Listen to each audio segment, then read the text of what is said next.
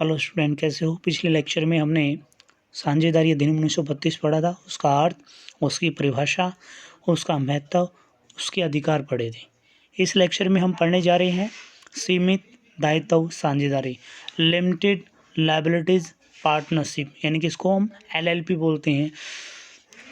जो साझेदारी अधिनियम पढ़ा था वो 1932 पढ़ा था, लेकिन हम इसमें पढ़ेंगे सीमित दायित्व साझेदारी 1932 नहीं है, ये 2008 के अंतर्गत है। आपने उनको एक नहीं मानना, अलग अलग है दोनों। तो भारतवर्ष के अंतर्गत क्या दिया गया, इसका नाम दिया गया लिमिटेड लायबिलिटीज पार्टनरशिप एक्ट 2008। तो इसकी नेचर पढ़ने से पहले हम इन दोनों के अंदर अंतर देख लेते हैं ताकि आपको जल्दी समझ आए। तो सबसे पहले दिया गया है साझेदारी, भारतीय साझेदारी अधिनियम 1932 और सामान्य साझेदारी या फिर लिमिटेड लायबिलिटीज पार्टनरशिप एक्ट 2008। सबसे पहले क्या दिया गया है, साझेदारी। भारतीय साझेदारी अधिनियम 1932 के तहत है, लेकिन जो सीमित दायित्व साझेदारी अधिनियम है वो 2008 के अंतर्गत है। सेकंड पॉइंट दिया गया रजिस्ट्रेशन। साझेदारी अधिनियम 1932 के अंदर रजिस्ट्रेशन करवाना अनिवार्य नहीं है, वो साझेदारों की इच्छा के ऊपर डिपेंड है, लेकिन सामान्य साझेदारी के अंदर रजिस्ट्रेशन करवाना जरूरी है। थर्ड पॉइंट है निर्माण। इसका निर्माण एग्रीमेंट के ऊपर है, ठहराव के ऊपर है, कानून के द्वारा नहीं है, लेकिन सीमित साझेदारी 2008 के अंतर्गत ये कानून द्वारा निर्माण किया जाएगा इसका। फोर्थ पॉइंट है निगमित संस्था, बॉडी ऑफ कॉरपोरेट, यानी कि निगमित संस्था, इनमें साझेदार नहीं बन सकते जो 1932 के तहत है, लेकिन जो 2008 वाली साझेदारी है इसमें निगमित संस्था उसके साझेदार बन सकते हैं। अगला पॉइंट दिया गया पांचवा, पृथक वैधानिक अस्तित्व। इसका पृथक वैधानिक अस्तित्व नहीं है, कहने का मतलब ये एक असीमित दायित्व है, लेकिन सामान्य साझेदारी अधिनियम 2008 के अंतर्गत इसमें वैधानिक अस्तित्व पाया गया है इसके अंतर्गत। अगला पॉइंट है इसके अंतर्गत छठा, स्थायी जीवन। इसका जीवन स्थायी नहीं है। जो साझेदारी अधिनियम 1932 है उसका जीवन स्थायी नहीं है, लेकिन यहाँ पर सीमित साझेदारी अधिनियम 2008 है, इसका जीवन स्थायी है, यानी कि इसके ऊपर कोई इफेक्ट नहीं पड़ता। साझेदारों की का एडमिशन, साझेदारों की मृत्यु, अवकाश ग्रहण करना, इसके ऊपर कोई इफेक्ट नहीं पड़ेगा, लेकिन 1932 वाले के ऊपर इफेक्ट पड़ेगा। बात करते हैं साझेदारों की संस्था, न्यूनतम 2 और अधिक 50 होनी चाहिए, यानी कि यह क्या दिया गया है, साझेदारों की संख्या दी गई है कम से कम 2 और ज़्यादा से ज़्यादा 50। लेकिन सीमित साझेदारी अधिनियम 2008 के अंदर क्या है, कम से कम 2 है, ज़्यादा से ज़्यादा के ऊपर कोई भी प्रतिबंध नहीं है, कितने भी हो सकते हैं। संपत्तियों का स्वामित्व, यहाँ पर क्या दिया गया है, साझेदारी के अंतर्गत फर्म किसी भी संपत्ति को स्वामी नहीं है, यानी कि साझेदार 1932 के जितनी भी संपत्तियां हैं वो क्या है, वो संयुक्त स्वामी है, लेकिन इसमें LLP का क्या है, अस्तित्व होने के कारण इसमें क्या है, स्वामी संपत्ति का मालिक बन सकता है। लास्ट पॉइंट दिया गया है दायित्व। साझेदारी अधिनियम 1932 के तहत जो असीमित दायित्व है, लेकिन यहाँ पर हमारे को दिया गया है LLP के अंतर्गत जो दायित्व है वो सीमित दिया गया है। अगला पॉइंट पढ़ेंगे, सबसे बहुत ही अच्छा और इम्पोर्टेंट पॉइंट है साझेदारी संलेख, जिसको हम पार्टनरशिप डीड बोलेंगे, जिसको हम आर्टिकल ऑफ पार्टनरशिप बोलेंगे। एक ऐसा प्रपत्र, एक ऐसा डॉक्यूमेंट जिसमें साझेदारों के बारे में, साझेदारों की शक्तियों के बारे में बताया जाएगा, जिसमें ये शर्त बताई दी जाएगी कि साझेदारों के अंदर जो ठहराव हुआ है वो मौखिक हुआ है या लिखित हुआ है। इसमें साझेदारों के बारे में कंप्लीट सूचना दी जाएगी, इसलिए इसको क्या बोला जाएगा, आर्टिकल ऑफ पार्टनरशिप। सबसे पहले क्या दिया जाएगा, सबसे पहले इसमें फर्म का नाम और पता। फर्स्टली क्या है, name and address of firm, की फर्म का नाम क्या है, जैसे कि फर्म का नाम है ABCD। एड्रेस कहाँ पे है, एड्रेस का नाम, यानी कि जो हमारा एड्रेस है फर्म का वो कहाँ पे है, नरवाना के अंदर है, हिसार के अंदर है, एड्रेस दिया जाएगा। सेकंड पॉइंट दिया गया है साझेदारों के नाम और पते, कितने पार्टनर हैं, उनके नाम क्या है, उनके एड्रेस क्या है, name and address of the firm. इसके अंतर्गत थर्ड पॉइंट दिया गया है, साझेदारी फर्म जो व्यवसाय करना चाहती है उस व्यवसाय की प्रकृति, nature of the business the firm, यहाँ पे प्रोसेस टू डू, जो हम बिजनेस करने लग रहे हैं उस बिजनेस को यहाँ पर देखना पड़ेगा। कपड़े का व्यवसाय करने लग रहे हैं, जूतों का करने लग रहे हैं, तो यहाँ पर मेंशन करना पड़ेगा हमारे को साझेदारों की पूंजी कितने पार्टनर है। जैसे कि ABC पार्टनर है, A कितनी कैपिटल लेके आएगा, B कितनी कैपिटल लेके आएगा, C कितनी कैपिटल लेके आएगा।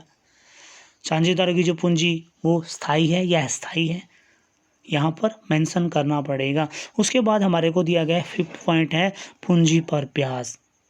प्रत्येक जो साझेदार है उन्होंने जितनी पूंजी कंट्रीब्यूट की है उसके ऊपर किस दर से ब्याज दिया जाएगा। अगर क्वेश्चन में मेंशन कर रखा है तो देना पड़ेगा, क्वेश्चन में मेंशन नहीं है तो नहीं दिया जाएगा। उसके बाद है 6 पॉइंट है आहरण, ड्राइंग के बारे में पढ़ लेते हैं। अगर व्यवसाय का स्वामी निजी प्रयोग के लिए कोई भी पैसा, कोई भी धन व्यवसाय में से निकालता है तो उसको हम क्या बोलेंगे, आहरण बोलेंगे। साझेदार को इसके ऊपर ब्याज देना पड़ेगा जिसको बोलेंगे इंटरेस्ट ऑन ड्राइंग। आहरण पर ब्याज वसूल किया जाएगा या नहीं किया जाएगा, किया जाएगा तो किस दर से किया जाएगा, वो साझेदारी संलेख में दिया जाएगा हमारे को। अगर क्वेश्चन में आहरण की रेट के बारे में नहीं दिया गया तो नहीं दिया जाएगा। यहाँ पर बात करते हैं 8वां पॉइंट है लाभ हानि विभाजन का अनुपात, प्रॉफिट शेयरिंग रेशो। जितने भी पार्टनर ABC पार्टनर है वो साझेदारी फर्म के अंदर है तो उनकी रेशो क्या है। अगर क्वेश्चन में रेशो दे रखी है तो ठीक है, नहीं दे रखी तो बराबर बराबर बांटेगी तीनों। अगर कोई पार्टनर, वेतन की बात आती है, अगर कोई पार्टनर कोई एक्स्ट्रा काम करने लग रहे हैं तो किसी साझेदार को अगर कोई सैलरी देनी है तो कितनी देनी है, नहीं देनी तो किसी को नहीं दी जाएगी। ख्याति के बारे में आता है यहाँ पर हमारे को, इसके अंतर्गत ख्याति, गुडविल, रेपुटेशन के बारे में क्या दिया गया है, नए साझेदार के प्रवेश या किसी साझेदार के अवकाश ग्रहण करते समय ख्यातियों की राशि का निर्धारित किया। जब भी कोई नया पार्टनर आएगा या कोई पार्टनर चला जाएगा उस समय गुडविल की ट्रीटमेंट की जाएगी। 11 पॉइंट हमारा फर्म के हिसाब किताब की अवधि, अकाउंट को क्लोज करने का जो पीरियड है वो कितना पीरियड होगा, 1 साल के अंदर, 6 महीने के अंदर, 3 महीने के अंदर, वो पहले से हमने क्या करना पड़ेगा, पहले से ही मेंशन करना पड़ेगा। अगला पॉइंट हमारे को इसके अंतर्गत दिया गया है, इसके अंतर्गत हमारे को फर्म के हिसाब किताब या लिखने का ढंग, यहाँ पे क्या दिया गया है, जो फर्म का जो हिसाब किताब है, जो अकाउंट मेंटेन किए जाएंगे वो कैसे मेंटेन किए जाएंगे वो यहाँ पे दिया जाएगा। Method of recording of firm accounts and the safe custody of the books of accounting and other document of the firm. 13 point है हमारे यहाँ पर, इसके अंतर्गत की लेखा परीक्षण, जो अकाउंट मेंटेन किए जाएंगे वो खाते सही बनाए गए हैं या गलत बनाए गए हैं, उसको ऑडिट करने के लिए ऑडिटर की नियुक्ति की जाएगी या नहीं की जाएगी।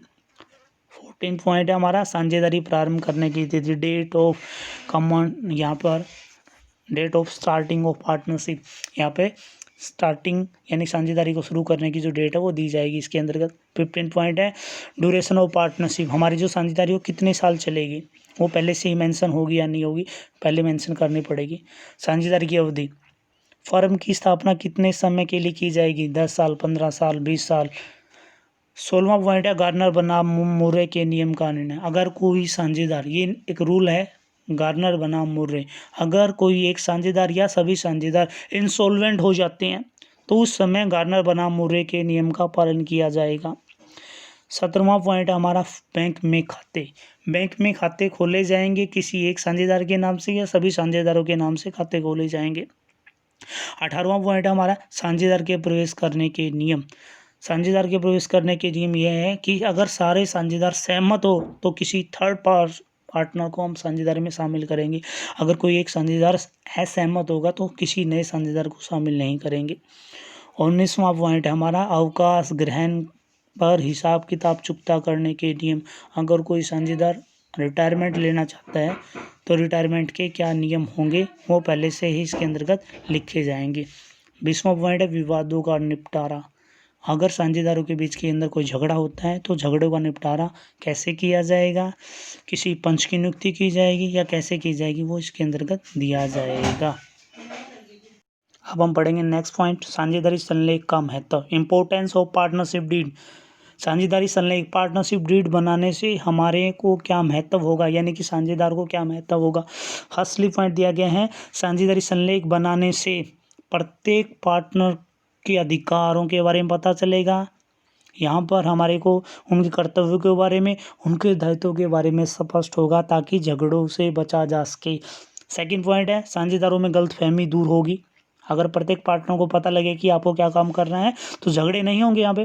थर्ड पॉइंट दिया गया है, साझेदारों में कोई विवाद होने पर, अभी आ गया ना पॉइंट, अगर कोई भी झगड़ा हो गया तो हम क्या करेंगे, पार्टनरशिप डीड में जो बात बोली गई है हम उसको के अनुसार ही, जो प्रॉफिट शेयरिंग रेशो है, इंटरेस्ट ऑन कैपिटल है, इंटरेस्ट ऑन ड्राइंग है, उसके अकॉर्डिंग ही हम क्या करेंगे, निपटारा करेंगे। तो अगला पॉइंट हमारा, अगर साझेदारी संलेख नहीं बनाया गया तो फिर कौन से रूल लागू होंगे, वो क्वेश्चन में हमने मेंशन करना है।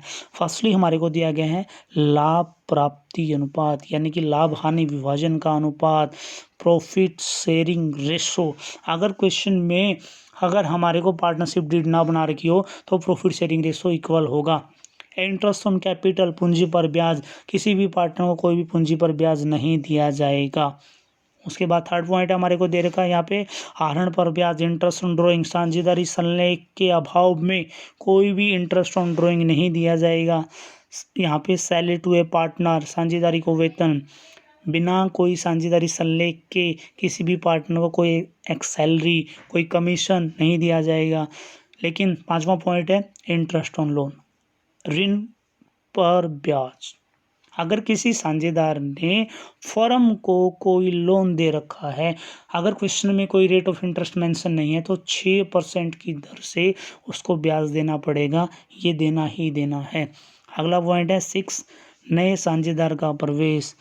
अगर सभी साझेदार सहमत हो हम नए साझेदार को शामिल करेंगे, नहीं तो नहीं किया जाएगा। उसके बाद है 7वां पॉइंट हमारा, प्रत्येक साझेदार फर्म के कारोबारों में भाग ले सकते हैं, हम किसी को रोक नहीं सकते।